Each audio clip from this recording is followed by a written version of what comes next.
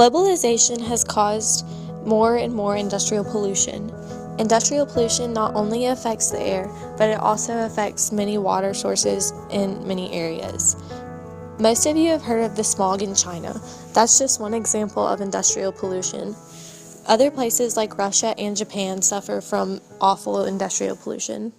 This is an interactive map that shows how much carbon emissions each country has produced in the last couple of years. This map is from 2011, so although the data is not new, it is still pretty recent and accurate. United States and China are the leading carbon emission countries, followed closely by Russia, Germany, and India. The countries have the highest emissions because they are high export and import trade routers, so they use the most cars, airplanes, boats, and ships to get and receive goods. Globalization has increased the amount of export and import because cars and airplanes are able to take more goods and more people want goods immediately. The free trade market has encouraged more industrial uses because more people can produce goods faster and more efficiently. But the more industrial goods are produced, the more it hurts the environment. Companies like the World Trade Organization often try to get people to believe that globalization has been a benefit to the environment rather than hurting the environment. They tell people that companies will help the environment and give back to the environment, when really the companies are just making more and more money and using that money to export and create more goods, causing more industrial pollution rather than helping the environment and improving the environment. People have not understood this, and the companies are becoming bigger and wider spread as the free trade market has become more popular. It is easier for these companies to set up establishments in countries all over the world, making it possible for the goods to be sold everywhere and therefore spreading the pollution around the world rather than just in one area. Not only has the globalization of these companies and spread of the companies caused the spread of pollution, but it has also caused the spread of the idea of lowering environmental regulations. Many companies that want to have the workforce nearby the actual company will ignore or lower environmental regulations, so it is easier to produce the goods faster and with cheaper methods. All the companies are worried about is making a lot of money by a cheap way. They are not concerned with any of the environmental factors. It has become such a problem that countries have gone to suing each other so they can remain the country with the lowest and cheapest labor, so more companies will be coming into their country. With all the lawsuits that are occurring by this, more and more countries are getting rid of environmental laws to protect the environment so they can maintain their country's labor force with companies inside the country. Without the lowering of the environmental laws, the companies would leave the country and the unemployment rate would skyrocket. Globalization has encouraged more and more industrial technology, and with the new technology that's been coming out, hydroelectric power has been produced.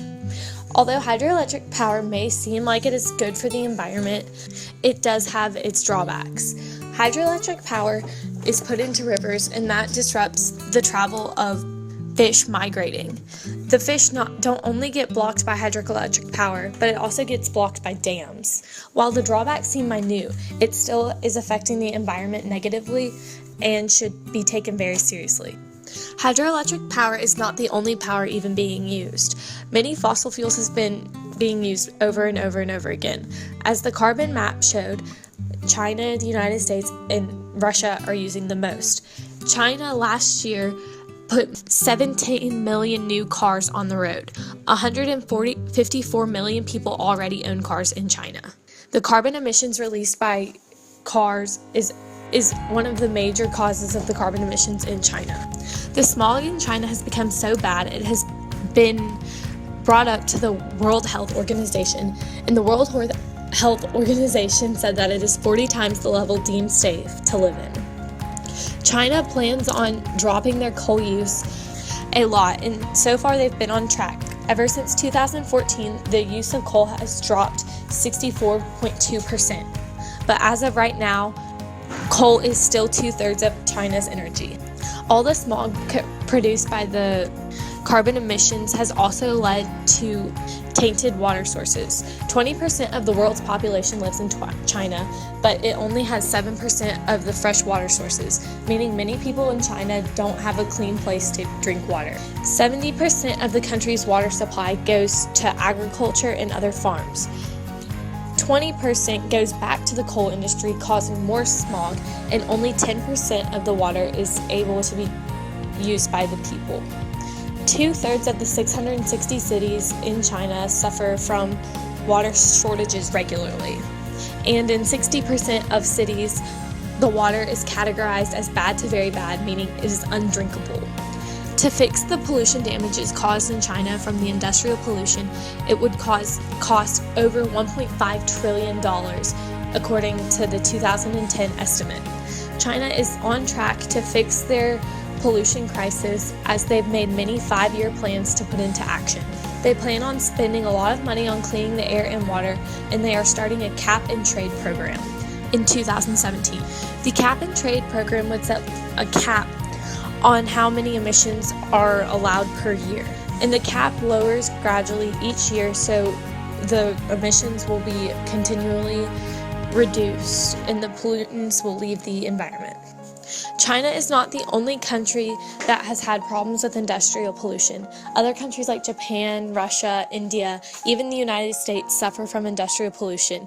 China has just had all of the pollution pile up at once, causing a crisis, and they are steadily taking steps to fix what they have started.